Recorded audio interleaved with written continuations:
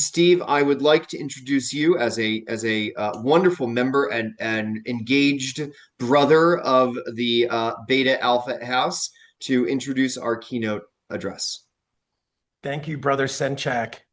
Good evening, everyone, and welcome to the Psi Upsilon Foundation Scholarships and Awards Ceremony. My name is Steve Susi, Beta Alpha 93, Miami University, and it is with great pleasure I address you for tonight's ceremony.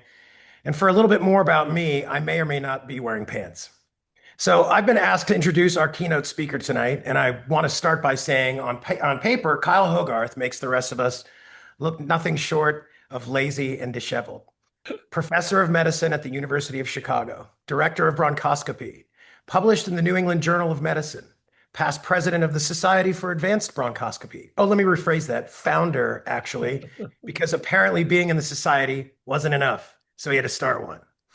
And I know all that. And I'm really proud of all of that. And you should know that, Kyle. But when I hear Kyle Hogarth, my brain doesn't go to medical journals. No, it goes to electrical engineering. You see, Kyle and I were brothers at Miami. I was social chair, which meant I got one of the two front balcony rooms, prized real estate, until Kyle lived in the room through the wall behind mine with animals. And I don't mean a golden retriever. I mean he ran what can only be described as an unlicensed reptile sanctuary out of his room. Snakes, lizards, hot rocks, heat lamps.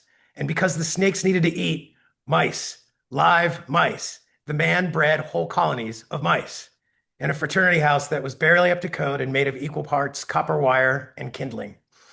Now, all those terrariums in this makeshift zoo pulled a tremendous amount of electricity. So I'd wake up in the morning, flip on my coffee maker, and power goes out. And I'd shake my fist to the heavens and yell, "Goddamn zoos!" Then I'd go downstairs, reset the fuse, walk back to my room, turn on my stereo, and pop. "Goddamn zoos!" Even today, if my power flickers, I blame Hogarth and start yelling about zoos.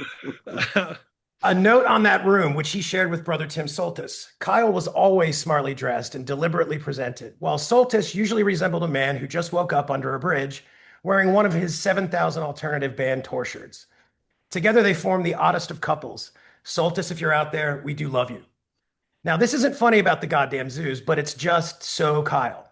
So one time I was walking into my room after class, and through his open door, I could see he was on his hands and knees, tending furtively to something on the ground.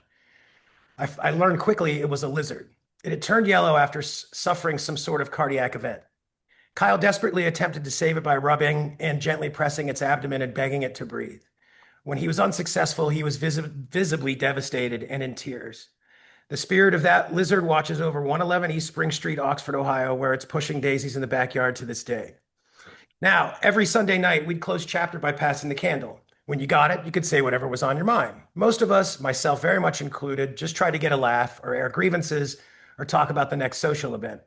But every single week, Kyle shared something thoughtful, something real and personal, something that made you think this guy's operating on a different level than the rest of us. And he was. He always was. He's a professor of medicine. He's published in every journal that matters. He was the first doctor in the Midwest to use the Monarch, a robotic bronchoscopy navigation system with 3D imaging technology built into a robotic scope that allows him to reach deeper into the lung than ever before to detect or biopsy nodules and masses. He saved untold human lives and extended their time on this earth with their loved ones. He was the team doctor for the Chicago Blackhawks the last time they won the Stanley Cup. I mean, he's done all that, and bro's been on a championship parade float before. I'm just saying. And 33 years ago this month, my senior year, he bought me a pair of concert tickets to the Ocean Blue Mighty Lemon Drops John Wesley Harding show in Cincinnati, for which I skipped chapter. And he did that just because. I will never forget that gesture and shall remain eternally grateful for Kyle's selflessness and generosity. He is a gem of a man. I'm beyond proud to call him my brother, and he's our keynote speaker. It is with great pleasure, honor, and humility I present Dr. Kyle Hogarth, Beta Alpha 94, Miami, to you and our celebration of scholarships and awards. Thank you.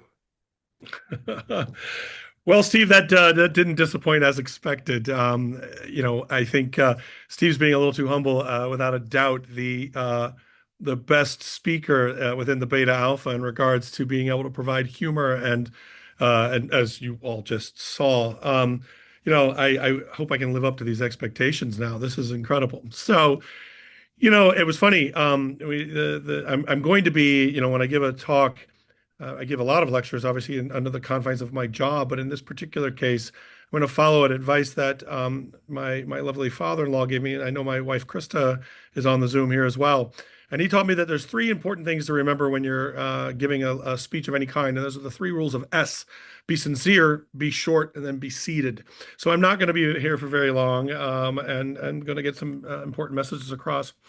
But the theme, of course, of Psi for Life. I'm going to start with just the briefest of fun stories.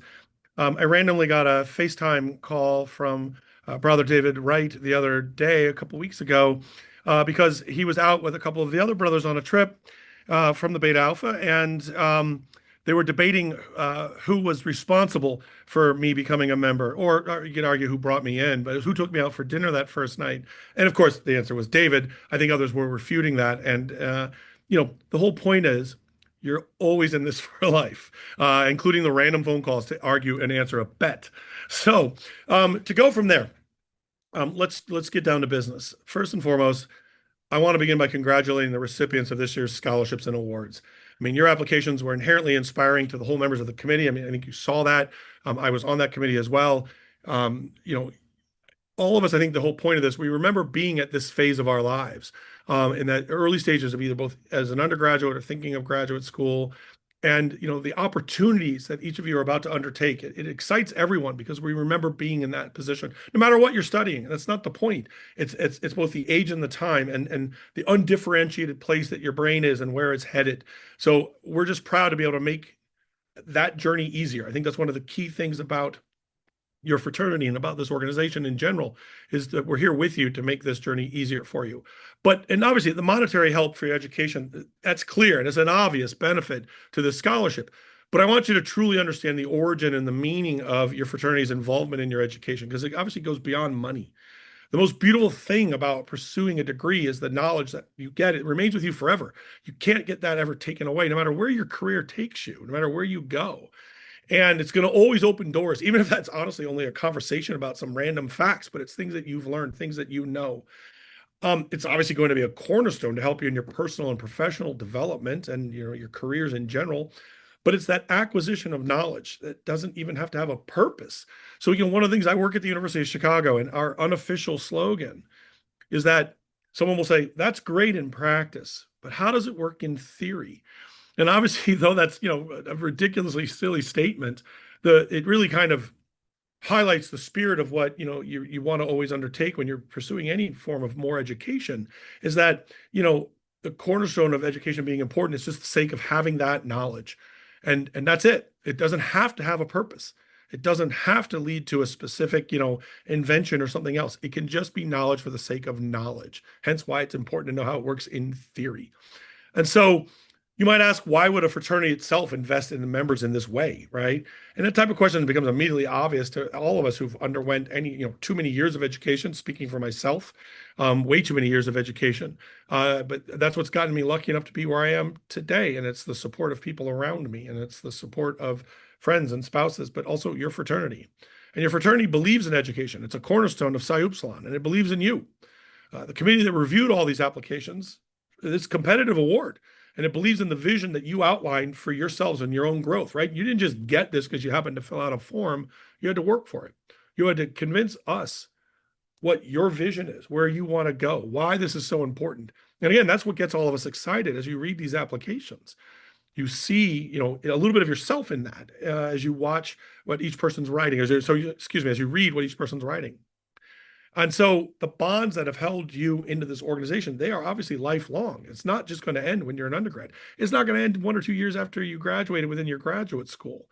And obviously, as a fraternity, in what world would we not want to support our brothers, right, in any way possible?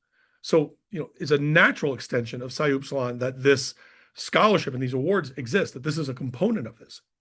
And I'm obviously honored to give this keynote address, or I could actually say, to Jay Riemenschneider, it looks like Sayu's hit an all-new low, but I appreciate. I'm honored, and I obviously want to thank Sayu for this opportunity. And I do need to specifically thank Alex and Jay for allowing me to be involved with Sayu kind of at this level, not just as a speaker, but in the ways that I've been able to be re-engaged. It's been wonderful, and I know it's been wonderful for my wife. We've been able to go out for dinner with people and kind of touch base, and not just to walk down memory lane, but to just re-engage what everything about the fraternity meant. The thing that made me want to be a Psi U to begin with.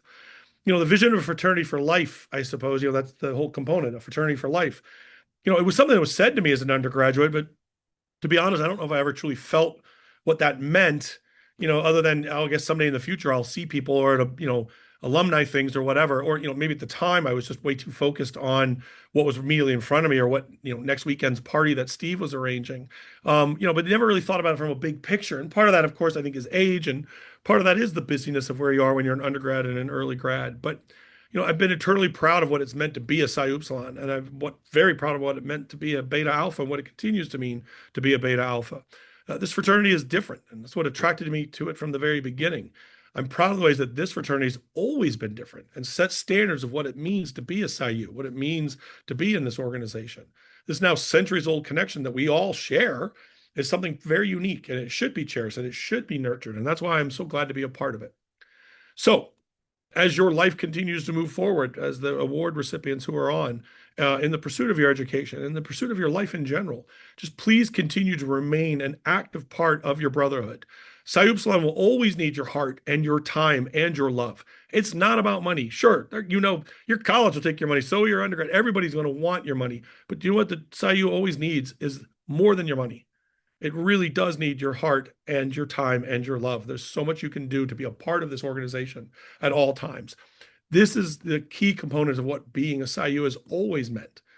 As said before, Psi U is for life. And so I'm so glad that I got to spend some time here with you all. And thank you for this opportunity. So thanks so much. Good night. Thank you, Kyle. This would be where everybody claps if we were not on Zoom. So please don't let the silence scare you, but wonderful. Thank you for that. So we have nothing left to do. We will give you your evening back, or your afternoon if you're on the West Coast.